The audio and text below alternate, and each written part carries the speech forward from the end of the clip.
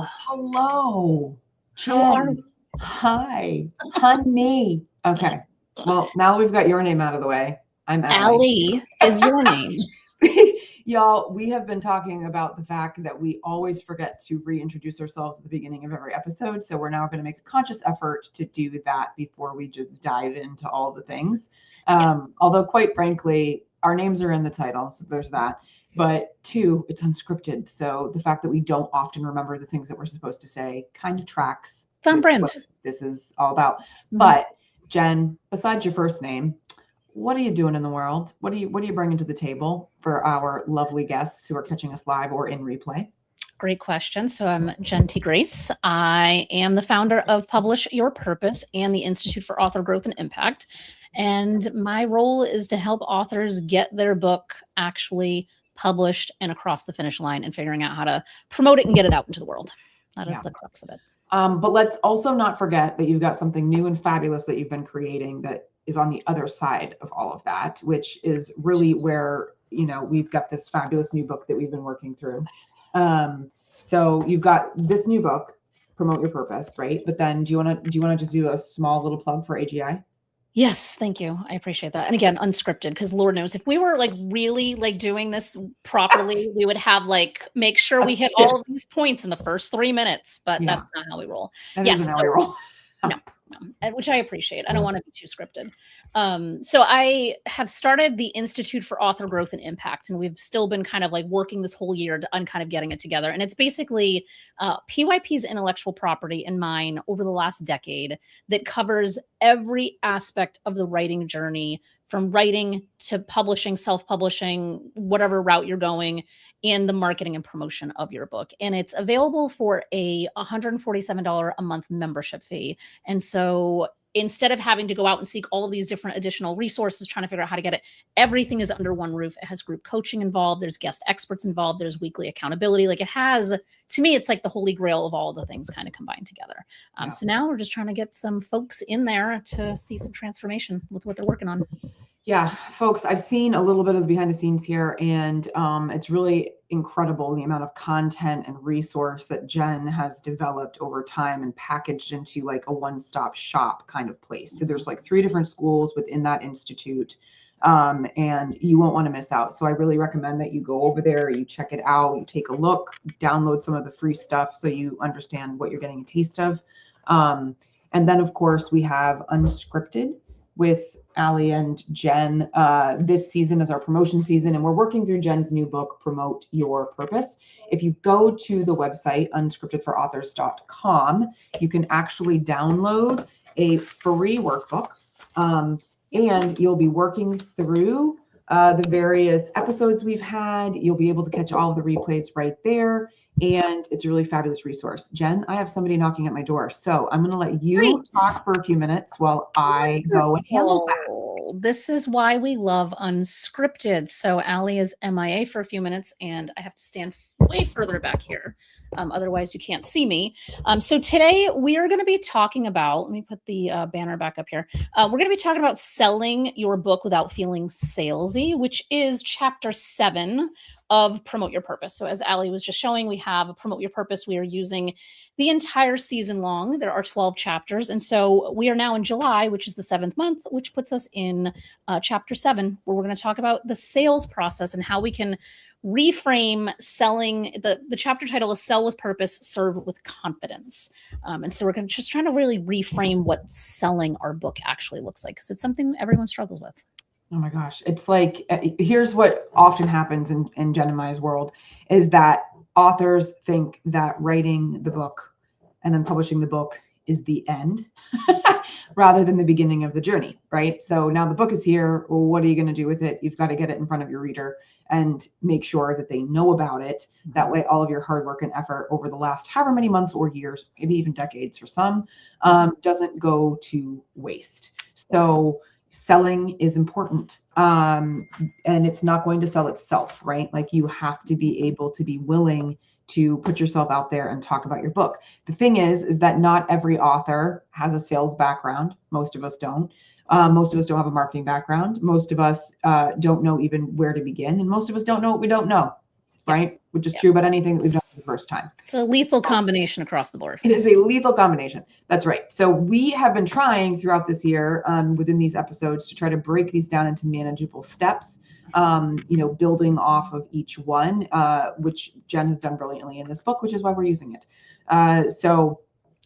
We have said one thing in particular, I think, all season long, and it's especially true for this chapter, which is to reframe the idea of sales from pushing your book onto people, reframing it in a way of inviting people into a conversation, or as Jenn puts it in chapter 7, page 95, when done right, marketing is an act of service. So I think when we think about service and invitation, it softens this idea of sales, which most people, I think, connotate with like grimy car sales person trying to shove you into some sort of bad arrangement, lease, trying to take you to the cleaners, but all through it looking like it's, purely intended, right? Yeah. So we don't want the ick in selling. We want you to enjoy it. We want you to feel intentional about it. We want you to feel empowered to do it in a way that serves you and serves the people that you're trying to connect your book to. Mm-hmm. Yeah. Yeah. Because I think that we wrote a book for a bigger purpose, a bigger intention, a bigger reason. It's not like we just like randomly were like, I'm going to write a book today. Like, it's not usually something that's kind of haphazard and just kind of happens. Like, you have to put a lot of intentionality into it. And so to then get to that comfort level and that confidence level to just be able to talk about it, I think even that is kind of a first step, is just, how do I even talk about this book in a way that invites people in to have that transformation that we're hoping that they have as a reader. So if we can just really look at it that way, instead of being like, I think even how we construct this show, I think, is a really good example of that. Like, under no circumstance has either of us, I think, ever said, go buy my book, right? Like, it is, if you are enjoying whatever we're talking about, it's available. Like, this whole season, this whole year is promoting my book. And the call to action is not go buy the book. The call to action is go get the PDF of the workbook for free off the website, So like, because we're inviting people in, and there's more to be said about the invitation of saying like, hey, I see you. I know what experience you're going through, and I know how to help you kind of get through it. Here's some resources to help you get there. It doesn't always have to be selling the book. It doesn't have to be selling the speaking. It doesn't have to be selling the consulting, whatever the thing is that we're doing in the world. There's always ways around that, especially if we're just coming from that place of pure, intentionality of like, this is a service. Like, we are being of service to others by being authors. Yeah. Actually, I love that you used like this, promote your purpose as an example, right? The call to action hasn't been go buy the book. How many times have we said on this show this year, you don't need to buy the book? That is how you usually start. Right? In order to get something out of the content, because the content that we're talking about is coming from the book, right? Yeah. And then we've said, go get the free workbook, save yourself. The thing is, though, is that by showing up every single month, people basically, we're showing you how the sausage is made. That is what is the beauty of this season's episode, right? Yes, we're coming here, we're teaching you, we're talking, we're working through the workbook examples using me as the guinea pig, but the actual show Unscripted this season is in fact a giant illustration of everything that we are talking about. So every single episode, right? It's free. We're not expecting anything from you in return.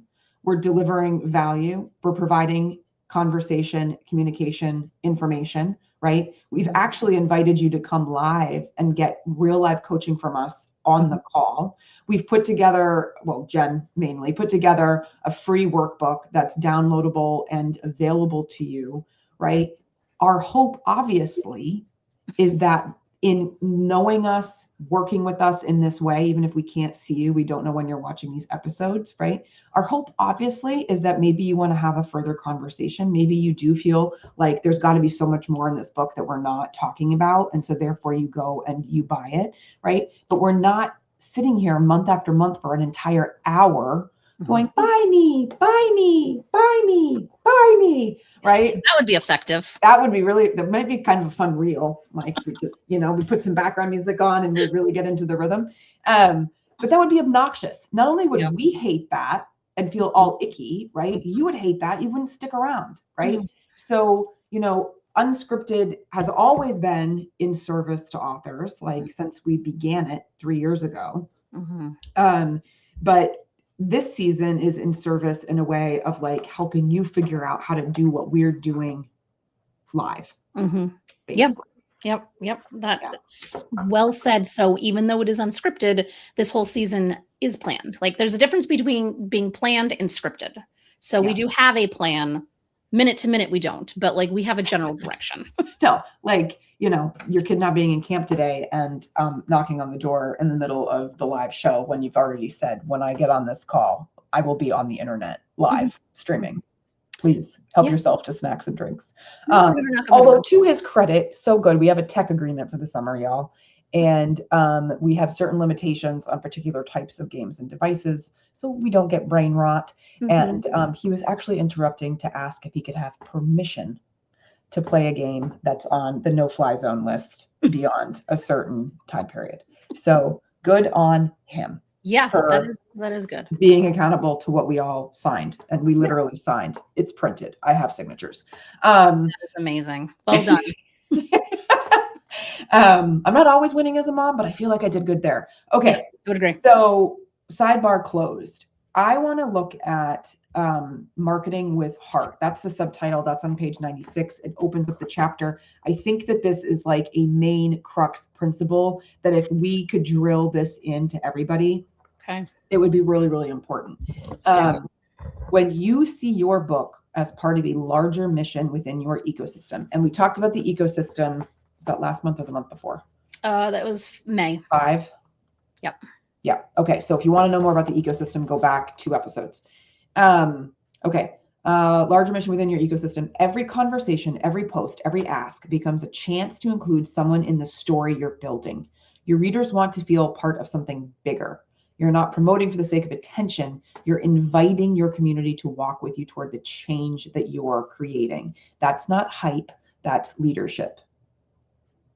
Beautiful, right? We are asking you to lead. Mhm. Leadership, service, sale, Yeah. right? Hopefully on the other side. Mhm. One thing that I've learned from salespeople that I've worked with in the last couple of years who've been writing books, right, is that we're always all selling something, Mhm. right? Even if it's not like a hard, direct, Mhm. go buy this thing here. We could be selling an idea. We Mhm. could be selling a transformation, right? Somewhere inside your book, you've got something you want to encourage, inspire, transform. There's some sort of change that you are intending when you've put your book out there, right? Mhm. That's actually the first sale, is you bringing that reader into that thing you're trying to do, that Yeah. mission, that vision, the thing that you want them to walk away with, right? That's actually your first invitation, I think. Mhm. Your first point of sale. And then on the other side, if they continue to follow you, right, they continue to pick up the things that you're dropping like breadcrumbs, you're Mhm. leading them on a journey through whatever it is that you've been trying to create for Mhm. their experience. Anything more to double down on that?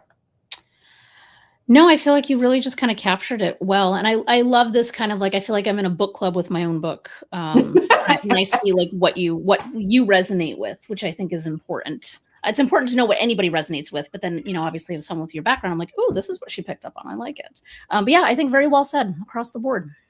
Okay, so I want to go one step further. Okay. This is on the following page. You're not asking people to buy something they don't need. You're offering a resource, an idea, a conversation that might help them or someone they know. Okay, I'm going to repeat that because I think this is like super important. You're not asking people to buy something they don't need. You're offering a resource, an idea, a conversation that might help them or someone they know. Okay. Yeah.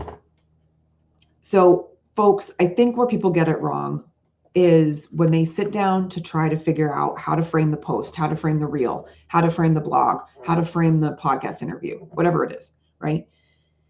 They get all like tongue-tied and tongue-twisted, and like their mind goes blank because they're thinking that their job is to say the words, buy this book.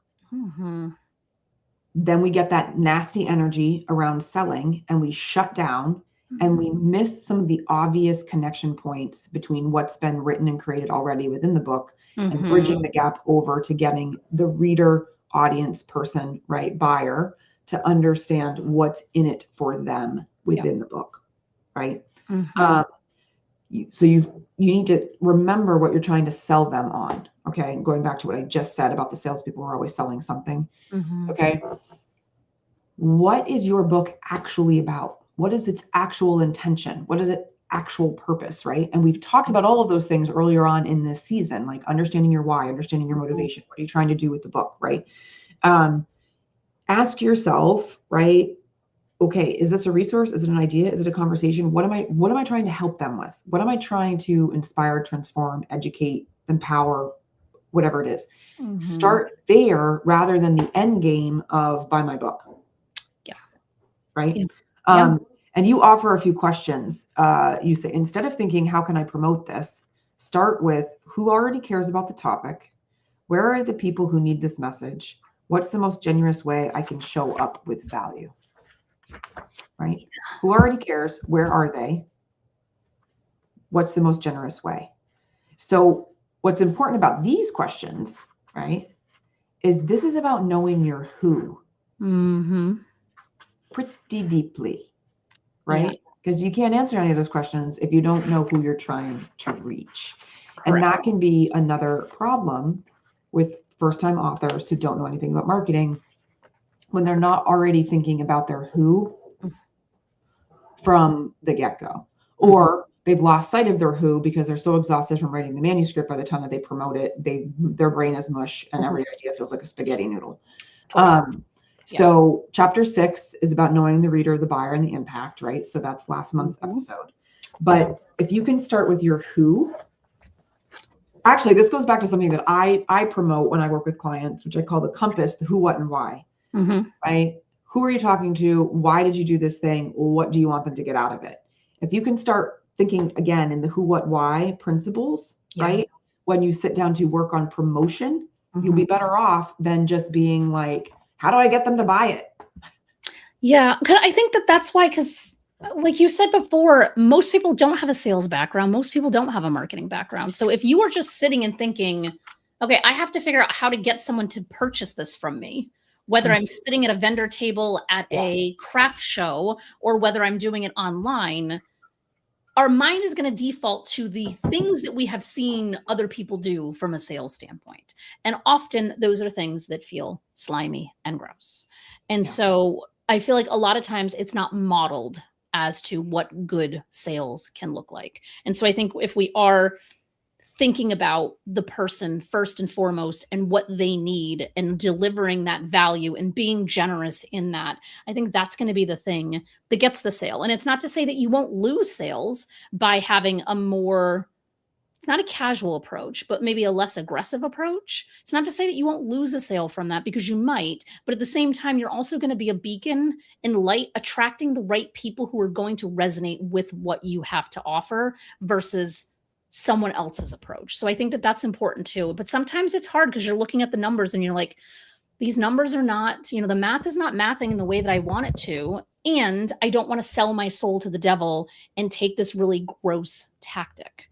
Because I think that that's what a lot of, especially authors, because you're writing a book, a lot of authors are very introverted. A lot of authors are not big self-promotional folks. A lot of entrepreneurs are not self-promotional. So it's kind of interesting when we think and break down like who we're working with and how like just being self-promotional is just not a natural state for the majority of humans. So how can we still find a way to be that way, but be it authentically?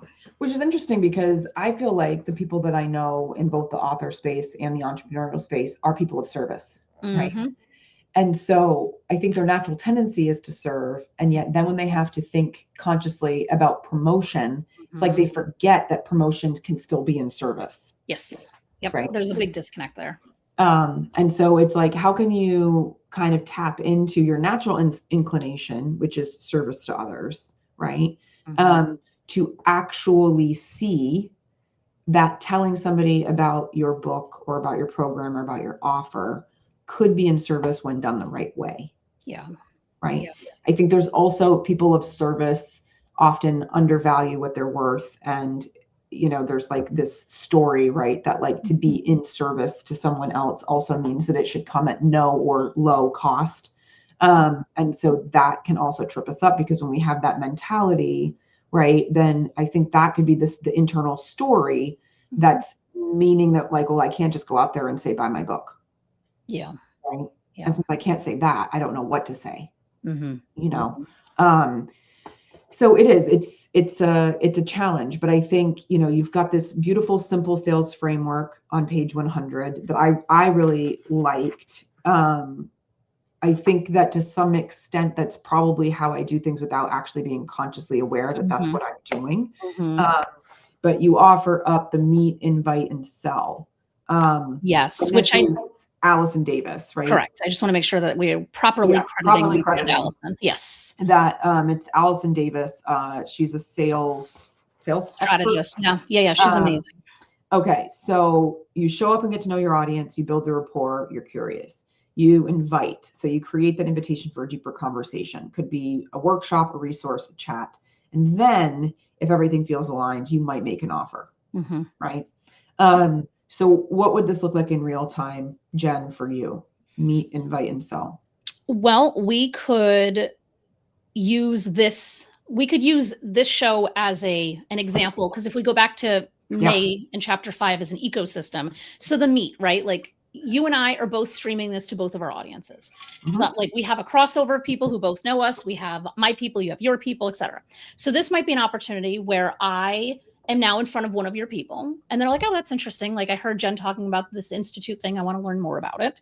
And so I'm making the invitation now or at the end of the episode to say like, hey, because we always have our websites rolling along the bottom. So we have an open door policy. I feel like you and I are both so available and accessible to people always. Not everybody is. I feel like you and I both do that well. And so now someone might roll in because they want to schedule time to have a conversation to see, like maybe they just want to pick my brain. Maybe they want to do your story stroll, right? Where there's an opportunity to kind of get on a call with you for a few minutes to kind of like talk things through. And then it's the opportunity that both of us can choose to take or not take if they're the aligned and right person. So I think that to me, it's the sell, the third part of this that's the most important, because that sentence says if the relationship feels aligned. It doesn't say sell them at any cost. It says if it's aligned, right? And so I might be talking to somebody and thinking, oh wow, they'd be perfect to work with as a hybrid publishing client. They may be perfect because I have a lot of kind of parameters that I'm going by based on whether someone's going to be the right fit or not. And maybe they're not a right fit. And I might say, you know what, I'm not going to try to sell them on me, but I know someone else that would be the perfect fit for them. So I might take that opportunity to try to be of service to them by selling someone else's services, not my own.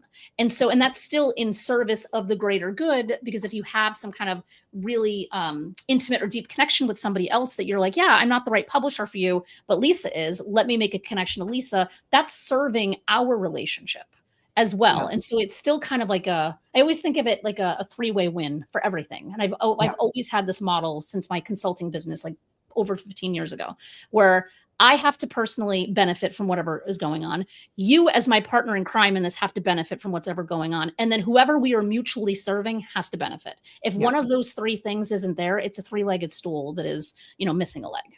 Yeah.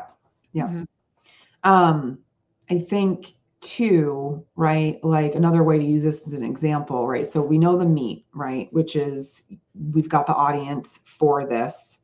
We've got the invite, right? We're constantly going into deeper conversation. We've invited people through the description to come live and bring their questions. We invite you into whatever we've got going on, because we always do the shameless promotion segment at the very end before we close, saying what we've got going at that point, right?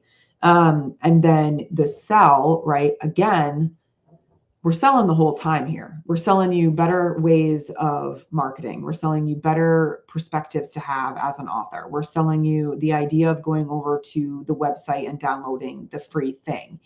Yeah. But we're not often saying, this is what we're selling you next. Yeah. We're just selling showing ideas. Yes, we're just showing up naturally in conversation with one another, in service to everybody else. And whatever ripple effect it takes is what it takes. Yeah. Right. Yep. And it's either going to land or it's not. Yep. If I think about my own books, right? So thinking about the workbook assignments, Mhm. and thinking about this meet, invite, sell framework, right? So with Dear Universe, for example, so I went to a book fair recently locally. I had copies of Dear Universe.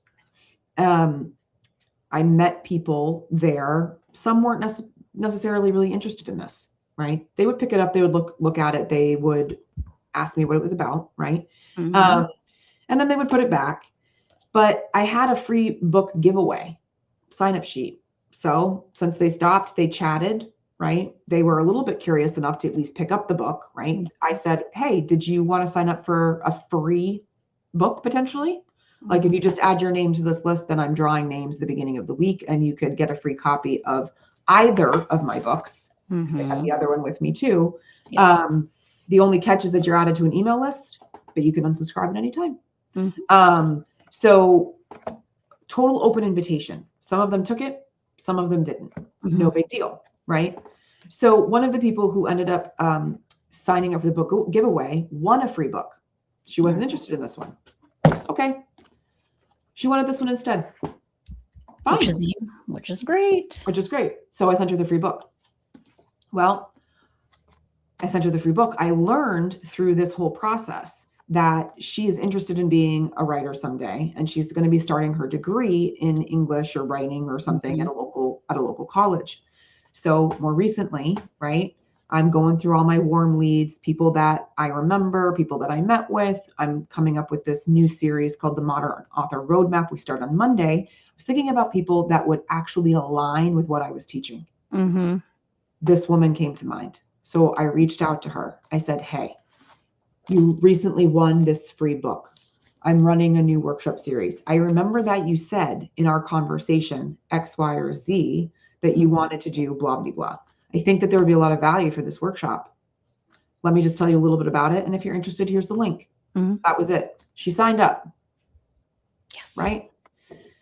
Perfect example. Long runway. Okay. Because this started with a book fair that happened either the end of April or early May. Right? It's now July. Okay. So this is 2 months. So I think that there's something to be said here. Yes, I've walked you through in this real life example of meet, invite, and sell, but notice how long it took. Notice how many touch points, right?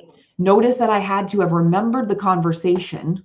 The conversation had to have been notable, or I needed to have written it down, right? In order for me to remember, ooh, that's a person that I truly connected with, and I remember what they said. Yeah. Okay. Here's another real life example. Only because I just saw another registration for this series come in and I just recognized the name. A year ago? Yes, April of 2025, I brought Do Not Write a Book to a writing event that I was kind of emceeing for the day as the new president of the organization. Woman came up to me. Is this your book? She said. Yes, that's my book. I want to buy it and I need it now. Great. All right. So we did the Venmo transaction. She took the book. She took the book, right? She was super stoked. Flash forward to April of 2026. So 3 months ago. She shows up. She brings the book. She says, you've saved my whole life, right? Like that might be a little bit exaggerative, but she had the whole thing highlighted and she said, I cannot tell you how much I got from this book. Now, I hadn't heard from her in a year, hadn't seen her in a year. Come to find out, she had had major life health issues in the last year, including a stroke and recovery. Yep. And she was now like feeling with a passion that she needed to get this book written. Yeah. And she realized that she was getting older and life was precious, right? Days were precious. She said, I know that there's more that I need to know that's not in this book. You know that I don't. And so I'm just looking for the way to work with you. I don't know what that is yet, but like I'm keeping my eyes out. Okay, cool. Amazing. Fair enough, right? So she's a member of this organization, right, that I'm affiliated with, where she found the book to begin with. Organization just emailed the members about this coming workshop. Who signed up yesterday? The woman who bought this book. Yes. Okay. She found her way to work with you. She found her way. But it took meeting, right? It then took the invitation to the workshop, right? And then she said, yes, this is for me. Mm-hmm. Some of that didn't even happen with me truly like directly involved. Mm-hmm. The organization emailed the members on my behalf because I'm giving a kickback to the organization. Mm-hmm. But she was like, I know who that is. I've Yeah. already read the book. Right. Yeah. So, but Awesome. that now, if we think about that timeline, that relationship started a year ago. Mm-hmm. With Yeah. only a few touch points like in between because of where she lives, where I live, the world, life, etc. So I love this framework. I think the one thing that this framework doesn't say is how long this framework can take. Can I give a couple of examples on length? Yes, just all the examples. I love your examples, and I love, to me, the expeditious way in which those occurred, because when we look at publishing, my cycles, my longest record was 39 months from the time I had one conversation to the time that we were starting the process. And then it was another 6 or 8 months later before his book was published. And I was like, and I tracked that one because I'm like, 39 months, that's a long time.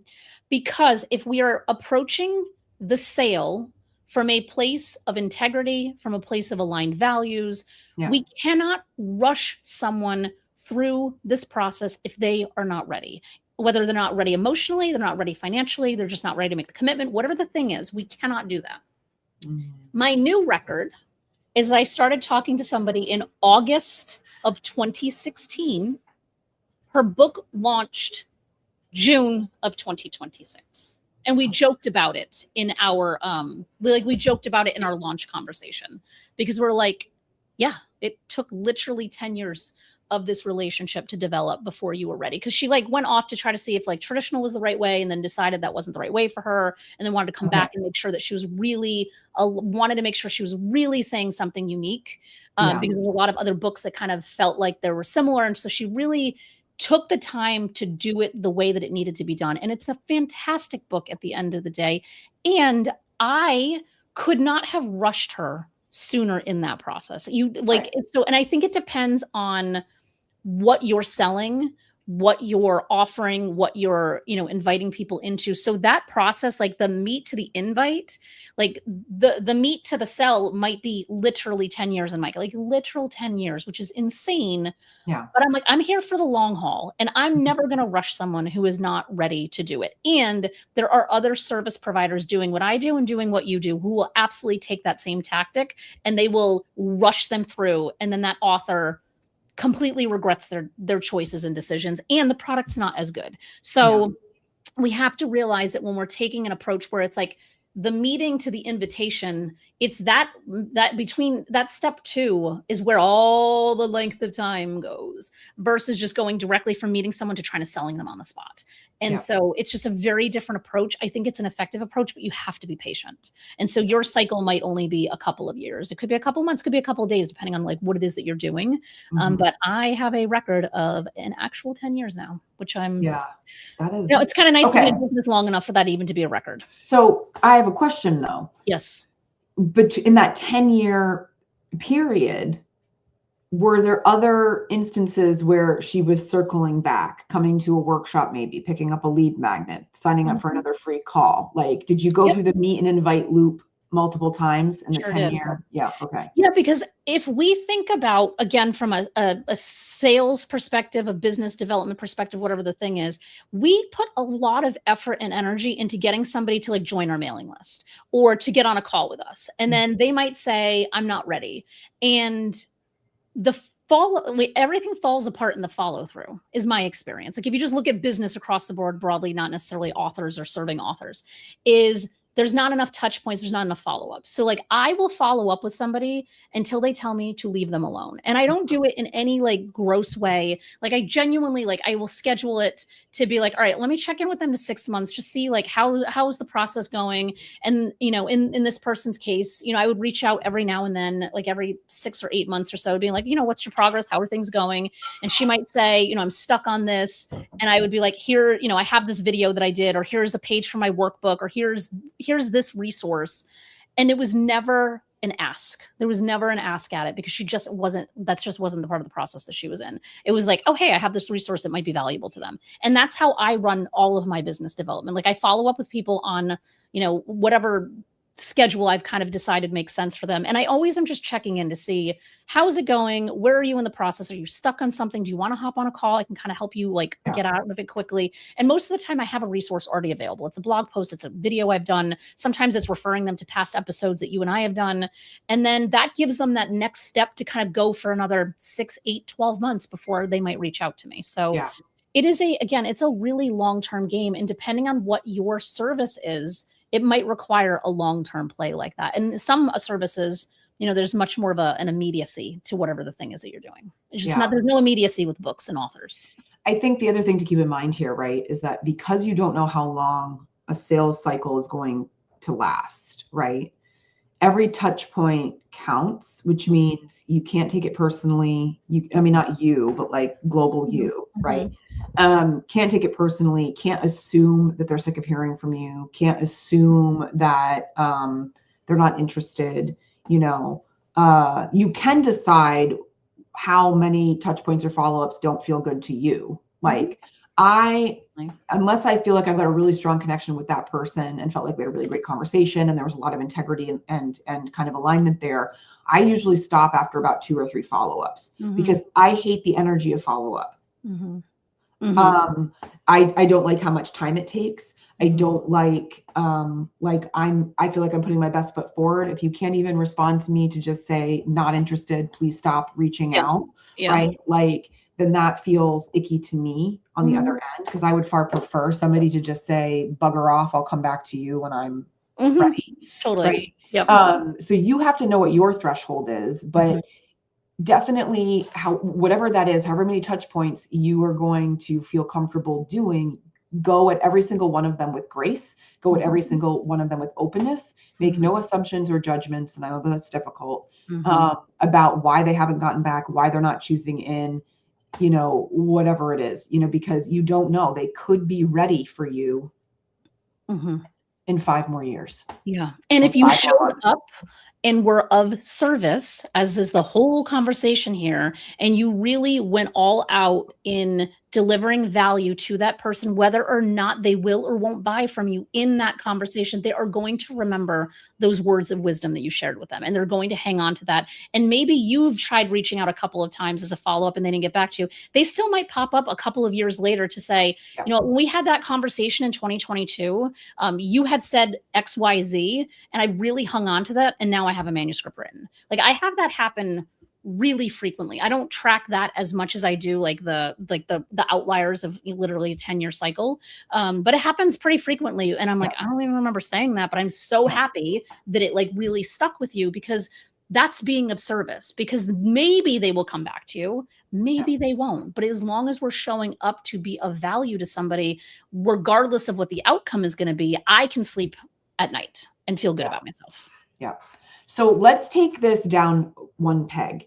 Meaning not from the framework, but let's think about the authors who maybe don't have a service or a product that's stemming from the book, and really their goal is to sell the book itself, right? What might that look like if we think about just trying to get the book into people's hands? We gave examples of in the first example I gave, it was the person who won a free book. Now she signed up for the series. Another woman, right, bought this book and then she signed up for the series. So if we think just about authors who have books for the sake of wanting to get the book into people's hands, they don't want to make it into a full-fledged business with lots of offers and things like that. How might we suggest, if the sale of the book is the end game, right? What do we suggest there? And I know that there's a lot of layers to that, because there's 1,000 different ways that they can market and get the book out. Right? Yeah. I have two ways, same structure, but 2 ways to think about it. Okay. I would say,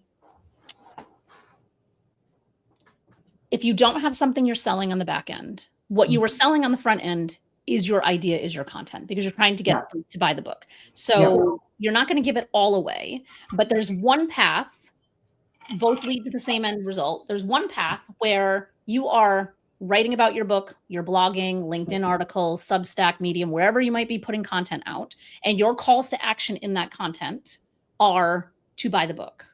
Alternatively, you could start at, so it could be the top of one side of the funnel in the middle of a different funnel, where you could be doing some kind of, actually, I have an author who did this last night. She has a memoir that's coming out in October. She has been bringing all of her people along for the ride with her and doing it so beautifully. I was talking to her yesterday and I was like, you have done such a great job at kind of bringing your community along and giving them updates on where the process is with the book. And she's like, well, I'm just following the advice that you gave. I'm like, yes, but I say this, it doesn't mean people are going to do it. And so, so I'm like thrilled that she actually followed it. And so she had a call last night and, to kind of figure out like how she's going to, engage these folks to help her promote the book a little bit more.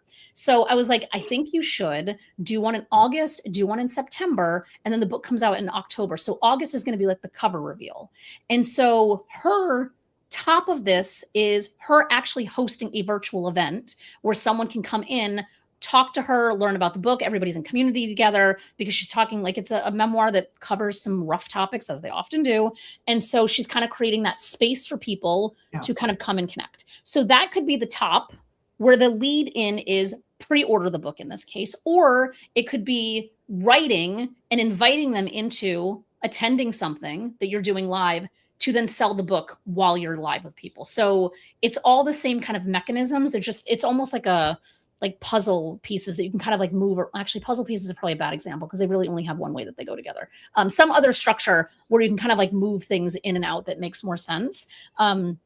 But I think that works beautifully, especially but this is where you're going back to all the other stuff we've been talking about in this book, which actually next month leads beautifully into the assess next month.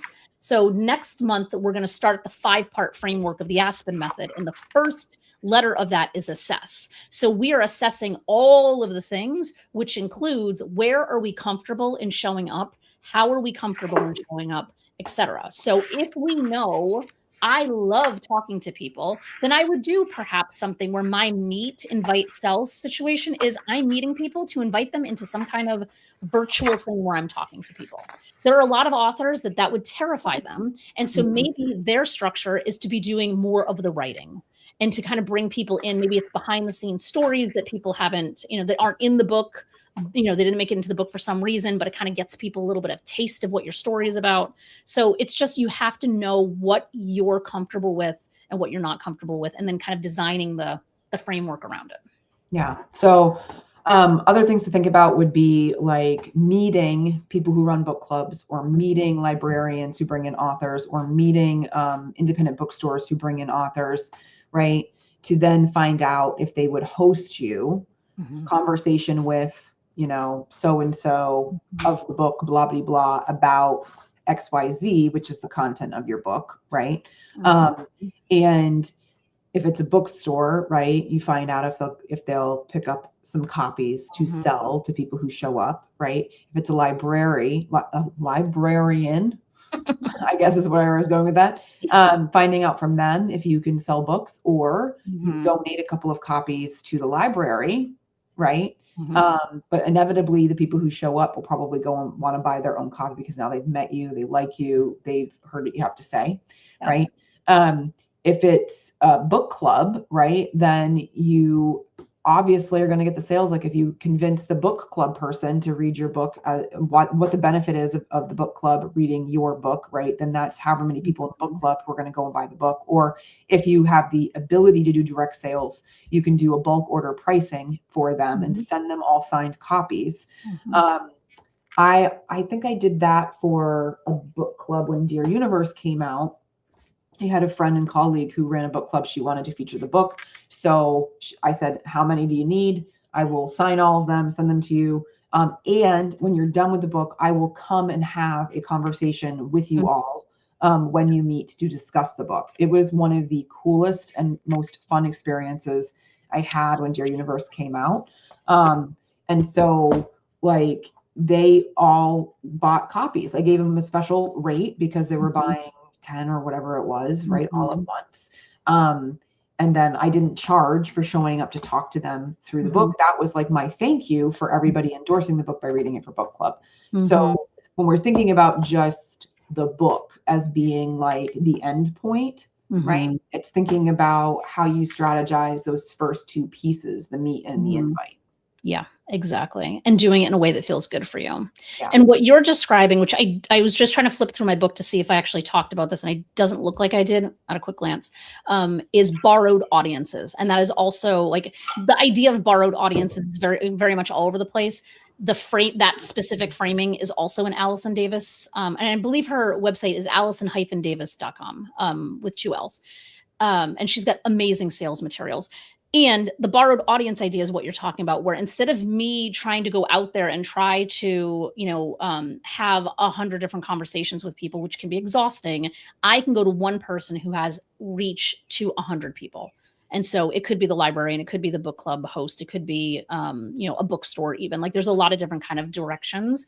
And I think borrowed audiences are kind of like a faster track to kind of getting to where you want to go, because you're relying on the people who are in that audience are relying on that trust that like, okay, this person brought this person in because they trust what they have to say. And that goes really far instead of having to kind of build it organically from scratch. Yep. All right. Where do we want to wrap up? Well, I feel like we've said a lot here. We sure did. We really covered a lot of ground. We do not leave anything mysterious. That is also, I think, our service tactic. It's not like we told you up to page 95. If you want to know the rest, you have to go buy the book. Right. Well, so I want to end on one beautiful sentence on page 100, which is pretty close to the end of that chapter. And I want people to just walk away with thinking differently about what they are doing here in the process of sales. And so we're going to end with this before we do our little shameless plug and we wrap up. Instead of pushing your message, you're creating space for connection. You're building trust. That's it. Yeah. You're not pushing. You're creating space for connection and you're building trust, right? And people want to buy from people that they trust, especially right now in this great trust recession that we are in. Yeah, which is why you and I do things like this with our show, right? Because we have people who show up live. We have a lot of people who watch it on the replay. We are now an actual official podcast. So you can go check it on your podcast apps. And I refer to these all the time where I might be talking to somebody and say, I just had this conversation on our show. Go check it out. Yep. And that is all the pieces that help develop the trust. Because, if someone's looking at working with you versus someone else close to what you do, or me and someone else close to what I do, and we're out there yapping nonstop and serving people and showing up with value, and then the person that we might be being compared against to is kind of like nameless on the internet, in theory, we're in pretty decent shape. We are. So we're going to be coming back next month, August 6th. We are going to be covering the next chapter. So we're going to actually start with let's see, kind of learning about the Aspen method, but specifically chapter 9. Yeah, that's what we're on. Chapter 8. Chapter 8. Yeah. Assessing platform purpose and possibilities. Platform, that hot buzzword. Ooh, that word we love. That nobody really understands what it means, and everybody defines a little bit differently. So we'll be tackling that at the top of next month. Before we go, Jen. Yes. What do you got coming up that you want to promote? Even though we talked about a few things at the beginning. I am really promoting the Institute for Author Growth and Impact. So as I kind of said before, I'm not going to repeat the whole thing, but basically it is designed to be a one-stop shop for authors in their journey, whether they're writing, publishing, or promoting their book, because it's just a tricky industry where you start to work with somebody like Allie on the writing side and you're like, oh my God, she's amazing. And then they leave you and then they don't know where to go next. And so the goal is to kind of provide that next place for people. So that way they're under one ecosystem and can get the thing done and work with trusted vendors and have a place to brainstorm and chit chat and all that things. So it's authorgrowthandimpact.org. Beautiful. Okay, so I'm going to do something a little bit differently. I got interrupted when we were doing intros at the very beginning because my son came to knock on the door. So just to be clear, I run the Right Place, Right Time, and I offer predominantly memoir coaching and development, and also do some consultation and manuscript assessment, but memoir is really my jam. So coach slash editor, basically. And the thing that I really want to let everybody know about is I've got my new flagship program is now officially live, and that's the Memoir Studio. That's a 9-month guided coaching and editing container where you go from blank page to fully done manuscript with a lot of high touch support and understanding on how to craft a memoir and make really strategic decisions as an author. So that is now live over at therightplacerightTime.com.